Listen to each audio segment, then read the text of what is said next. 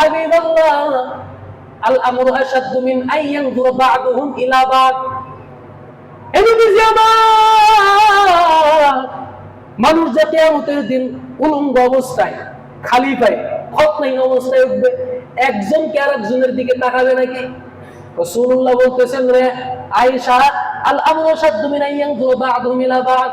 কিয়ামতের দিন এত পরিমাণ ভয়াবহ কঠিন অবস্থা হবে, একজন মানুষ আরেকজন মানুষের দিকে তাকানোর পর্যন্ত সময় পাবে না। আম্মা জান আয়েশা বলতেছেন, ইয়া রাসূলুল্লাহ, ইয়া হাবিবাল্লাহ, ওই কঠিন কিয়ামতের দিন আপনি কি আপনার পরিবারের কথাও কি বলে যাবেন?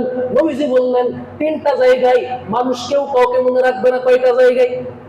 আরো জোরে বলেন, কয়টা জায়গায়?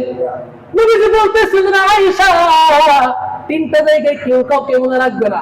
এক নম্বরে হচ্ছে কিয়ামতের দিন যখন আমলনামা ছেড়ে দেওয়া হবে, আমলনামা যখন আকাশের ভিতরে এরকম ভাবে ছেড়ে দেওয়া হবে, দুনিয়ার ভিতরে কুরবানি কার জন্য করলেন আর না করলেন আমলনামার ভিতরে লেখা থাকবে। দুনিয়ার ভিতরে নামাজ কার জন্য করেছেন, আল্লাহর জন্য না লোক দেখানোর জন্য, আমলনামায় লেখা থাকবে। দুনিয়ার ভিতরে মসজিদে দান করেছেন কার জন্য, আল্লাহর জন্য না লোক দেখানোর জন্য, আমলনামায় লেখা থাকবে। আল্লাহ তাআলা বলতেছেন, মা ইয়ালফিযু মিন কাওলিন ইল্লা লাদাইহি রাকীবুন আতীদ। তুমি যা করতেছো সবকিছু লেখা হচ্ছে, সবকিছু লিপিবদ্ধ করা হচ্ছে, সবকিছু ভিডিও হচ্ছে, অডিও হচ্ছে, সবকিছু প্রমাণ থাকবে। মানুষ বলে দেখে বলবে, মা লিহাদাল কিতাব লা ইউগাদিরু সাগীরাতাও ওয়ালা কাবীরাতান ইল্লা আহসাহা ওয়া ওয়াজাদু মা আমিলু হাদিরা। তারা বলবে, হায় হায়, এ কেমন আমলনামা, সব দিকে লেখা আছে। দুনিয়ার কেউ জানতো না, ঘরের ভিতরে অন্ধকার, কেউ ছিল না, আমি একা গুনাহ করছি, এটাও দেখে লেখা আছে। দুনিয়ার কেউ জানতো না, টেবিলের উপর থেকে খাতাটা নিচে নামায় একটা সাইন দিয়ে ঘুষ নিয়েছি 10 লাখ 12 লাখ, এটাও দেখে লেখা আছে। দুনিয়ার কেউ জানতো না, গভীর রজনীতে মানুষকে বন জঙ্গলে নিয়ে গিয়ে তাকে নির্মমভাবে হত্যা করেছি, দেখছি, এটাও লেখা আছে।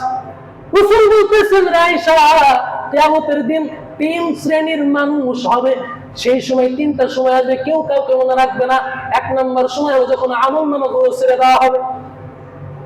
আমলনামা যখন ছেড়ে দেওয়া হবে, নবীজি বলতেছেন, মুমিন নেককার বান্দা যারা, তাদের হাতগুলো সামনের দিকে থাকবে। আল্লাহ পাক রব্বুল আলামিন তাদের আমলনামাগুলো তাদের ডান হাতের ভিতরে দিয়ে দিবেন, উড়ে এসে তাদের হাতের ভিতরে পড়বে, ডান হাতের ভিতরে।